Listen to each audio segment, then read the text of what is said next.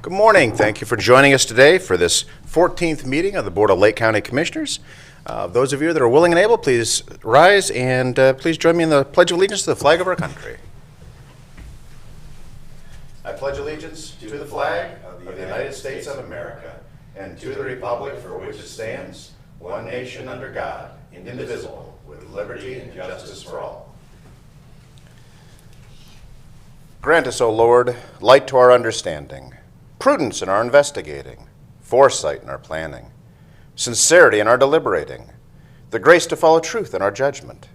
Help us to be moved in our decision, neither by fear nor by self-interest, and to do our work faithfully. May we respect the authority vested in us, for thou art the source of all authority, and may we use it in our directives for the common good and for thy honor and glory. Amen. Amen. Madam Clerk, roll call, please. Commissioner Serino. Here. Commissioner Young. Here. Commissioner Hammercheck. Here. Okay, we do not have any meeting minutes before us today, so Madam Clerk, if you'd go right into the, we don't have any presentations ahead of time. If you'd care to roll right into our resolutions, please. I would love to. In Job and Family Services Department, resolution approving Lake County Department of Job and Family Services vouchers, date of warrant April 24th, 2020, in the amount of $546,568.36. Move to adopt. Discussion. None being heard. Madam Clerk, roll call, please. Commissioner Serino. Yes. Commissioner Young. Yes. Commissioner Hammercheck. Yes. In the Commissioner's Office, resolution declaring the Lake County Board of Commissioners' next regular meetings for April 23rd and April 30th, 2020. Move to adopt. Second. Discussion. None being heard. Madam Clerk, roll call, please. Commissioner Serino. Yes. Commissioner Young. Yes. Commissioner Hammercheck. Yes. Resolution authorizing execution of memorandums of understanding between the Lake County Board of Commissioners on behalf of the Lake County Stormwater Management Department and the City of Kirtland for various stormwater projects within the city. Move to adopt. Second. Discussion. None being heard. Madam Clerk, roll call, please. Commissioner Serino. Yes. Commissioner Young. Yes. Commissioner Hammercheck. Yes. Resolution rejecting the fact-finding recommendations regarding the negotiations between the Lake County Engineer and the American Federation of State, County, and Municipal Employees expiring March 31st, 2023, SERB case number 19-MED-06-0596. Move to adopt. Second. Discussion. Engineer Gills. Now turn your microphone on. The viewing audience would love to hear you. It's been a long time since I've been back. There's really not too much to talk about it. This is a fact-finding thing after long negotiations that calls for increases in salary and so forth. And at the present time, with the present economics, we do not feel that it is a good contract, so we are recommending rejection. And the negotiations will continue at some point in the The future. negotiations will continue at some level. Okay. Further Now, discussion? I will tell you this, that the union is voting after hours today, after work hours, so they also are voting either to accept or reject. Do you have any guidance there or any insights you'd care to share? No, not really. Okay. Nobody's happy on either side of the table, let's put it that way. Understood. Commissioner Young? No comment. Very good. Further discussion? Madam Clerk, roll call, please. Commissioner Serino. Yes. Commissioner Young. Yes. Commissioner Hammercheck. Yes. In the Finance Department, resolution approving payment of bills as listed on the Commissioner's Approval Journal in the amount of $6,749,350.44. Move to adopt. Second. Discussion. None being heard. Madam Clerk, roll call, please. Commissioner Serino. Yes. Commissioner Young. Yes. Commissioner Hammercheck. Yes. Resolution approving purchase orders as listed on the Commissioner's Purchase Order Approval Journal in the amount of $523,745.59. Move to adopt. Second. Discussion. None being heard. Madam Clerk, roll call, please. Commissioner Serino. Yes. Commissioner Young. Yes. Commissioner Hammercheck. Yes. Resolution increasing appropriations for various general and non-general fund accounts. Move to adopt. Second. Discussion. None being heard. Madam Clerk, roll call, please. Commissioner Sereno. Yes. Commissioner Young. Yes. Commissioner Hammercheck. Yes. Resolution transferring cash and appropriations within various general and non-general fund accounts. Move to adopt? Second. Discussion. None being heard. Madam Clerk, roll call, please. Commissioner Sereno. Yes. Commissioner Young. Yes. Commissioner Hammercheck. Yes. Okay, this brings us to our departmental reports portion of our meeting. Let's see, I'm going to go straight to Jason, our county administrator. Yeah, good morning, Commissioners. Not a lot to report. Just wanted to word and those viewing that we continue daily communication with the Lake County EMA Director Butcher, Health District Commissioner Ron Graham, and Lake Health officials as we continue to monitor the situation in the county, which is looking a little bit better, and then begin to look forward as to what our county operations looks like as the governor begins to look at kind of restarting the economy. So that's kind of on my plate, following his guidance. We'll be working with you to begin to think about how we will slowly kind of get back to business over the next coming weeks and months. So all in all, things are going well. County operations, talked to the department heads this week. Building and permitting seems to be moving. We've seen a slight decrease, but according to Chief Building Official Strichko, he's seen a steady stream of construction activity, same with Swan Water Guys. So I think that's a bit of good news. All utilities continue to function as needed, 100% operational, capital projects are moving along. So all in all, very proud of the team, and we continue to move forward. That's all I have. Very good. Let's see, Madam Clerk.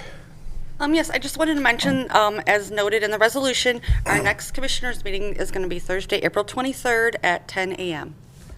Thank you, ma'am. Legal. No reports, Commissioner. Thank you, sir. Okay, this moves us to our old business portion of the meeting. Do we have any old business to come before the board?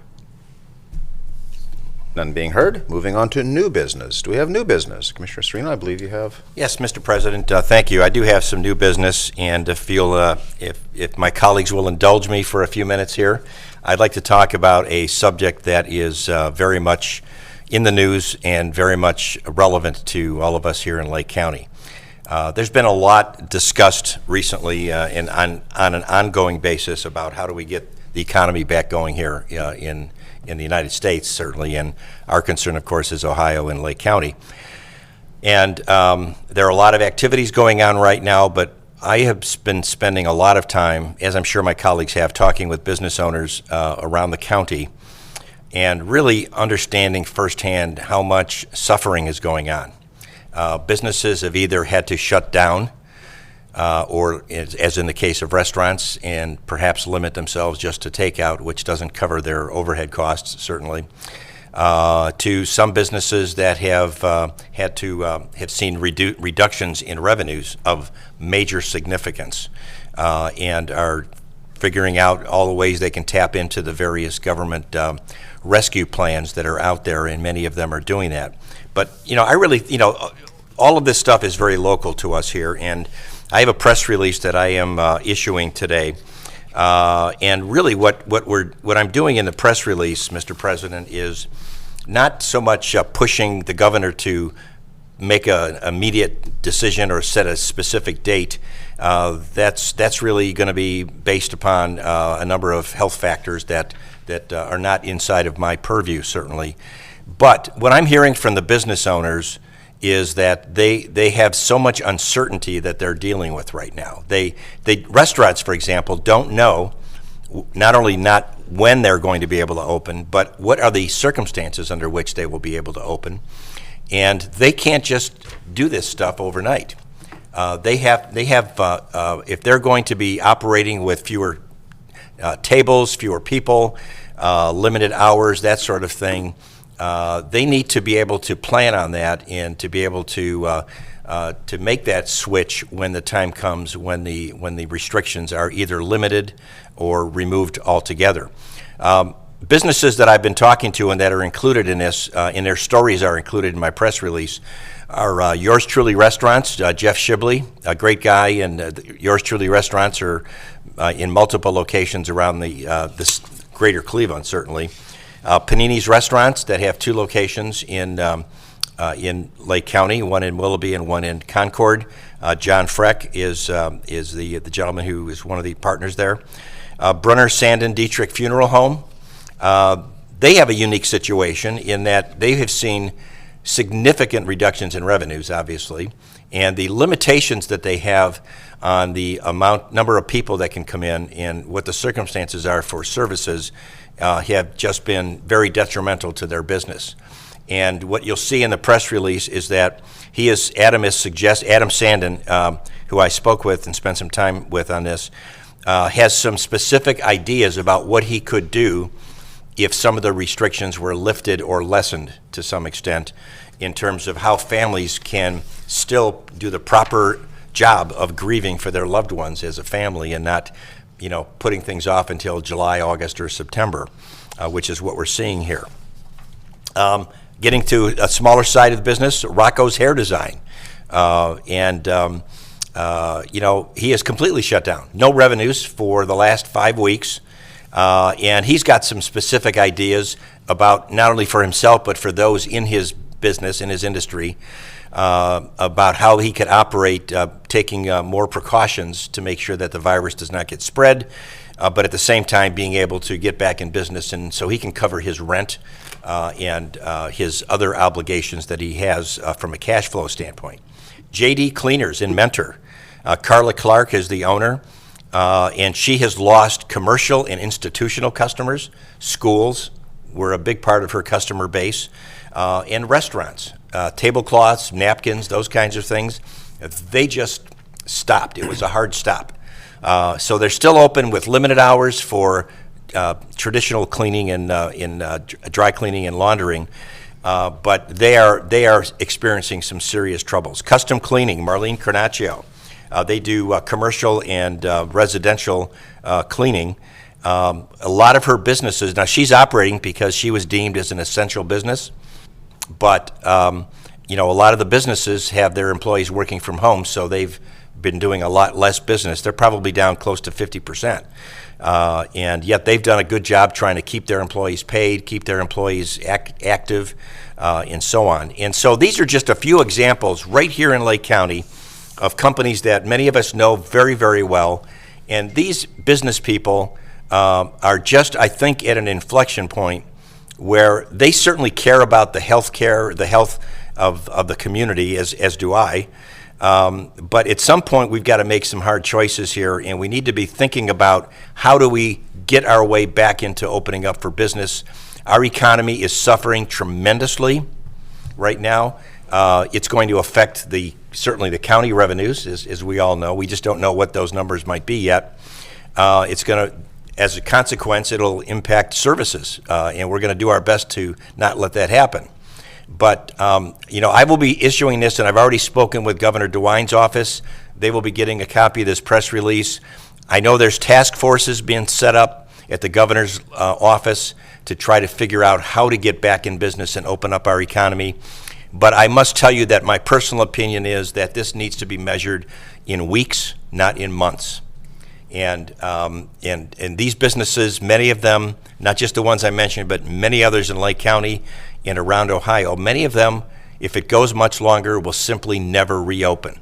And the consequences of that for employment and for the vibrancy of our economy in this community will be greatly affected in a negative way for a very long time. So, Mr. President, I will be issuing this release, and I know you and Commissioner Young and Commissioner Hamercheck both would certainly support what we need to do for our businesses here in Lake County.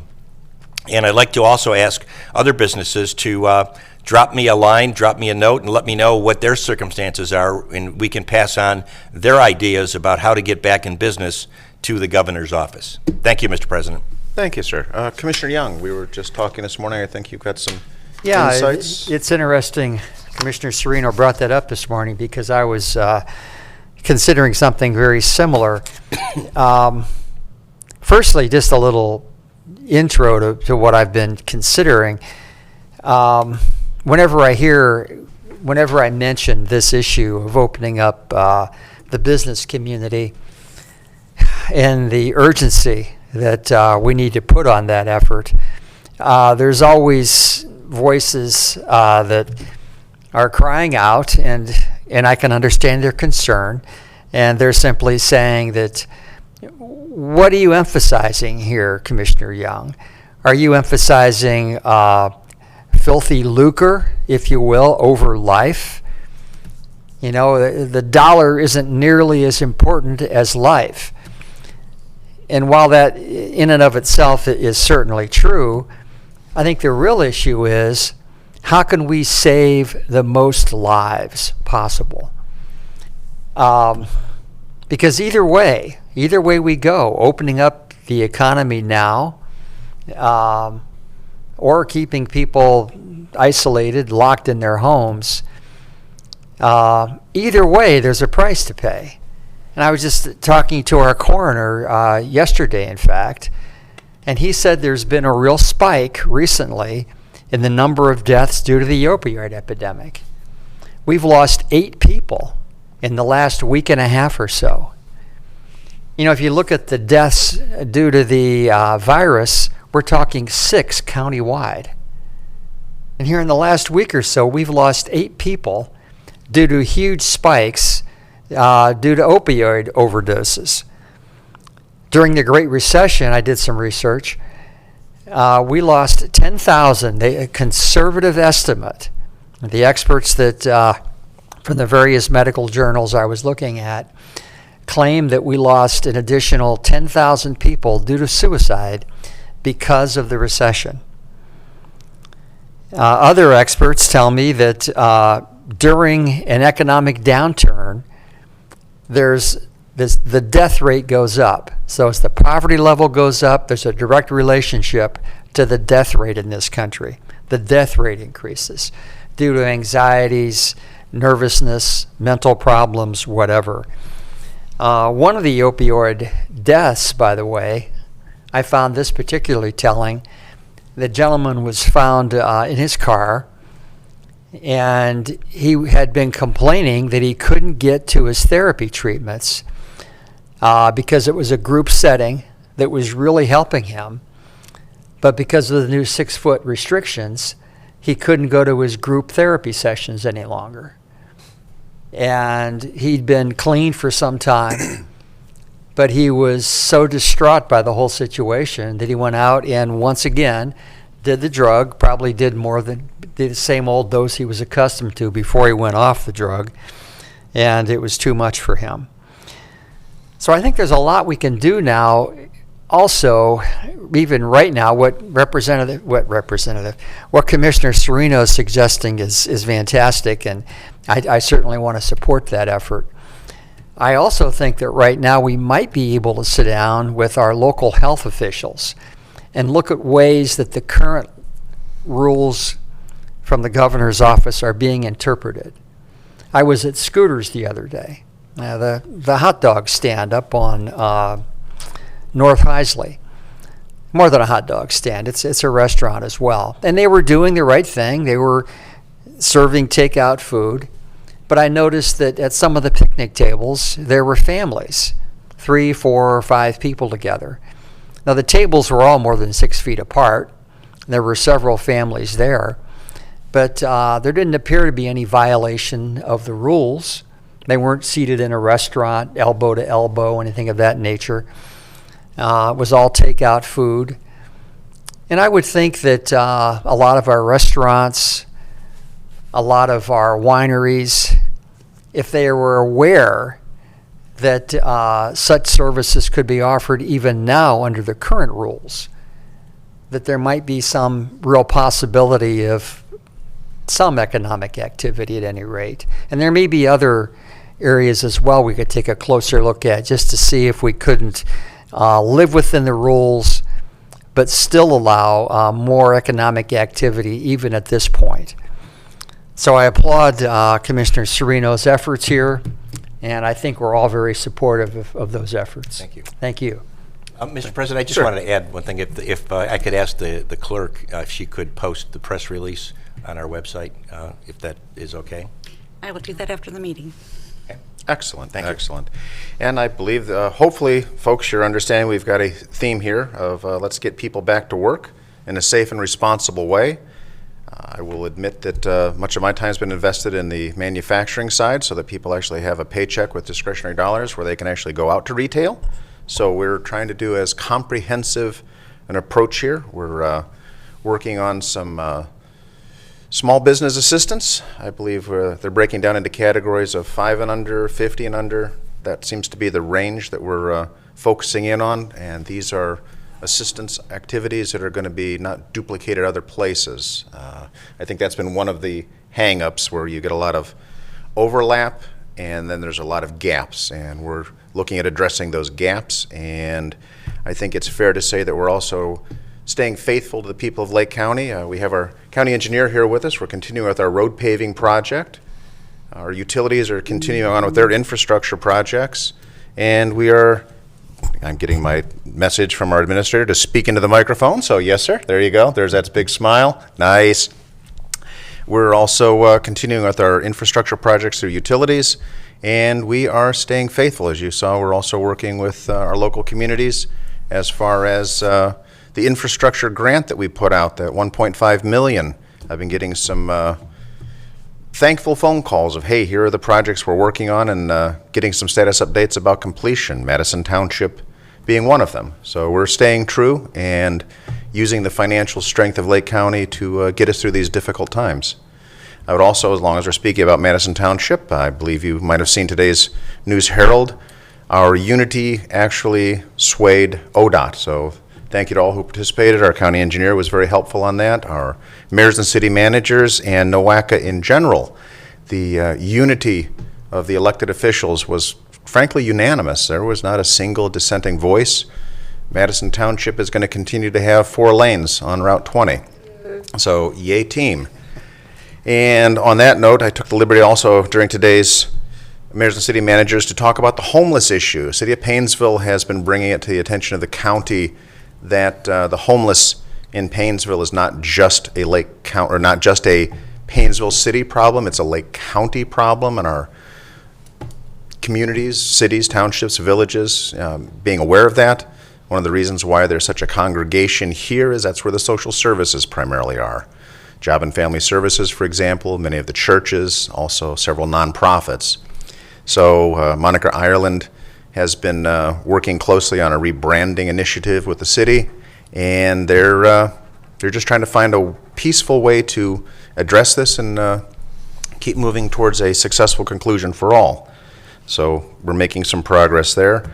But one of the big things that we talked about during our mayors and city managers discussion, a few weeks ago, County Commissioners Association, there was a good discussion about the federal relief that's going to be coming to the state to be shared by the state and the counties.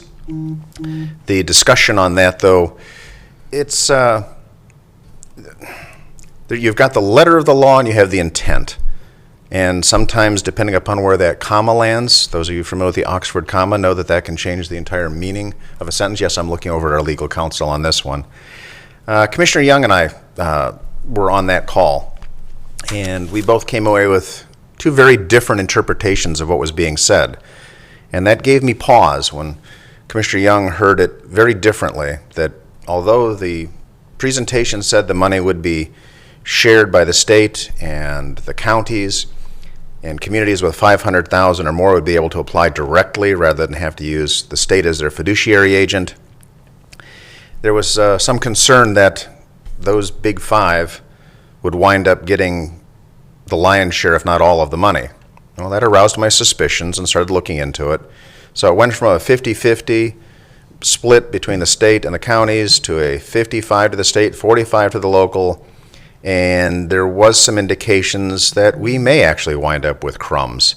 And I'm glad that our engineer's with us today, because there is an example of the gas tax, I believe, is distributed through all 88 counties equally, regardless of how much money is being put in.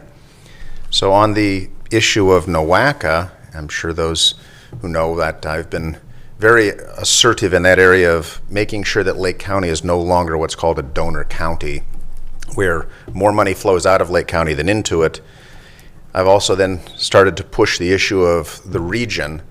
Lake County, Geauga, Cuyahoga, Lorena, Medina counties should no longer be a donor region. Well, with that in mind, we actually would qualify because our MPO, NOACA, we would have 2.1 million population, well within the confines. But our colleagues in Cuyahoga County do not wish to participate.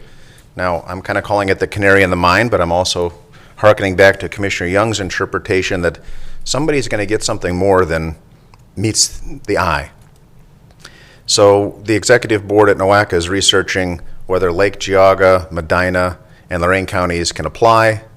Cuyahoga is going to opt out, and it would be a direct flow through from the federal government to NOACA to the individual counties so that we could directly, without dilution, help our communities and base it off of population, which was the intent. But again, all these different formulas that are pre-existing. And Engineer, would you care to comment on how financially challenging it is for you having those dollars being diluted? Well, it's really Microphone?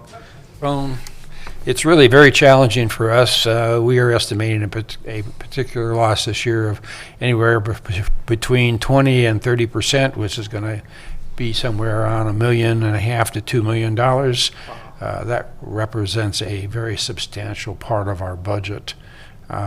It's very, very difficult when they do pass a law such as the gas tax, and it's divided equally amongst all the counties, because many counties only have 30,000 people in it, where we have almost 250,000, and as a result, our roads and bridges take a very heavy beating, and we spend much more money than they do trying to keep them up.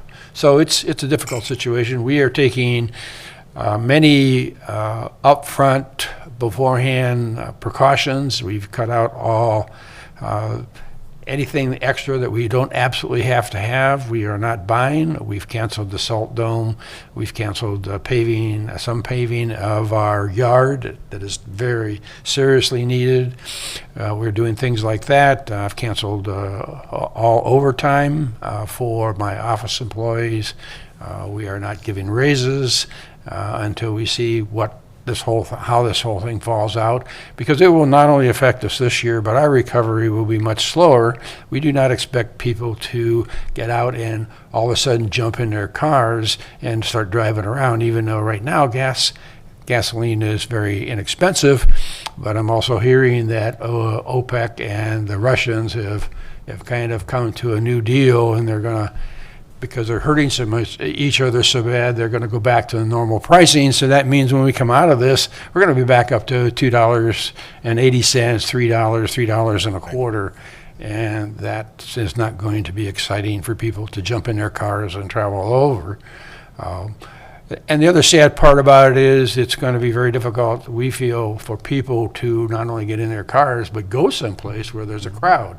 I think there's going to be a very slow influx of people trying to decide when it will be good to be safe to go to a concert, to a ball game, to a parade.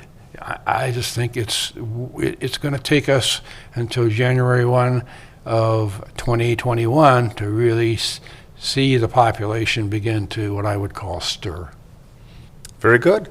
And that's why it's so important when you have pre-existing formulas that are not being challenged, where you have counties with far fewer population, smaller lane miles, getting the exact same funding as Lake County. So that's why we're taking this move to protect that our dollar is worth the same dollar elsewhere in the state, and making sure that there's a fair and just distribution of those dollars. And I will admit the mayors and city managers are open to it. The NOACA Executive Board is open to this, and we are trying to take advantage of this unprecedented unity. So hopefully we can protect those dollars and move this thing forward.